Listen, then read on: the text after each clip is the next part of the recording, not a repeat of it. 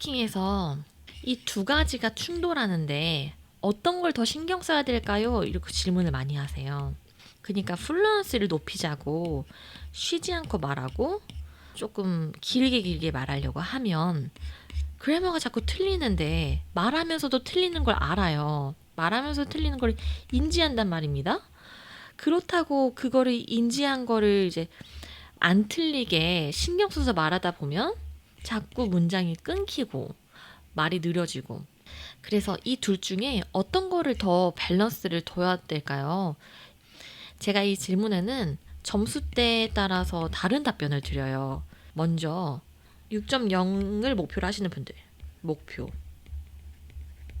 그러신 분들은 플루언시에 더 초점을 맞추셔서 그래머는 의식적으로 신경 쓰지 마세요. 시험 볼 때만큼은.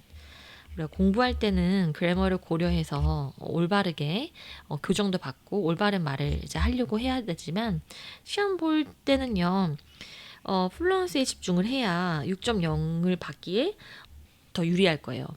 왜냐하면 보유 점수가 5점대고 6.0을 목표로 하면요, 여기에서 한 단계만 올라가면 되는 거잖아요.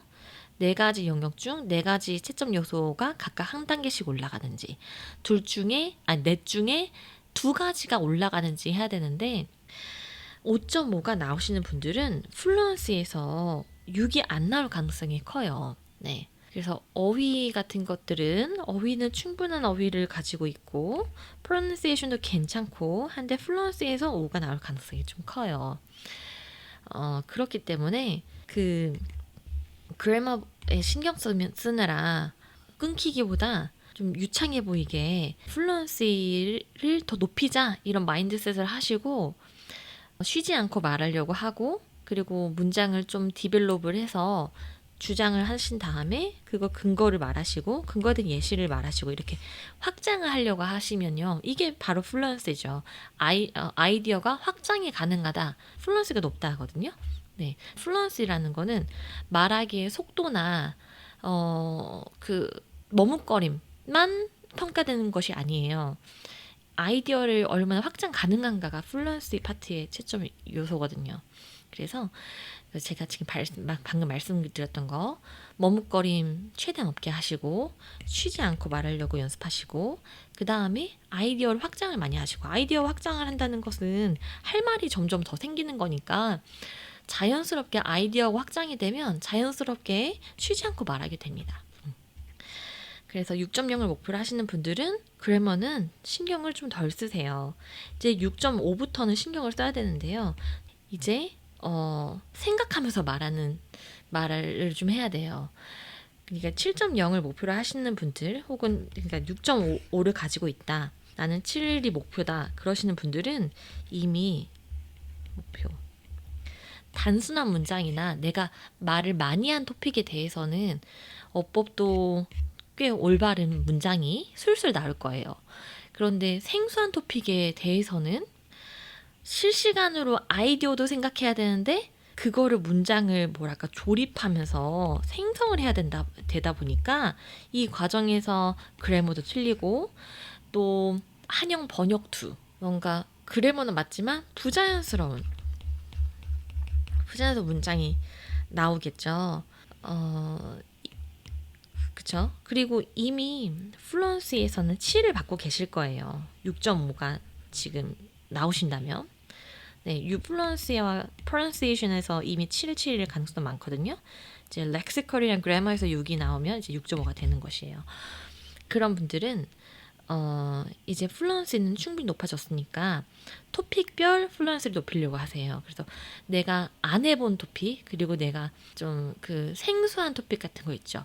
뭐 여가 시간에 대해서는 잘 하는데 내가 관심 없는 스포츠에 대해서는 할 말이 막 없다, 그런 토픽을 주로 파셔가지고 연습하시면 이제 되겠습니다. 그 연습한다는 것은요, 내가 답변을 해보고 그 답변을 코렉션 받은 걸 반영해서 또 한 번 답변을 해보고, 그런 과정을 반복하는 것이에요. 그러니까 어법을 신경 쓰라는 것은 올바른 영어 표현을 그대로 덩어리 단위로 많이 알고 있어야 그대로 나와요. 그러니까 어법을 정확하게 한다는 것은 실시간으로 어법을 셀프 코렉션 하는 능력이 좋다는 게 아니에요. 일단 자각해서 셀프 코렉션을 하면서 말하는 순간 버벅일 수밖에 없어요. 그래서 스피킹에서 어법 실수가 잦은데 그것을 고치고 싶다. 그거는요, 평소에 여러 토픽에 대해서 연습을 해보세요. 특히 나에게 개인적으로 어려운 주제에 대해서 그 주제에 대해서 말하기 위한 필요한 단어들도 미리 외우시고, 콜로케이션 많이 외우시고, 자주 쓰이는 phrasal verb도 외우셔서 그런 연습한 것들이 무의식에서 문장이 통째로 나오게 해야 돼요.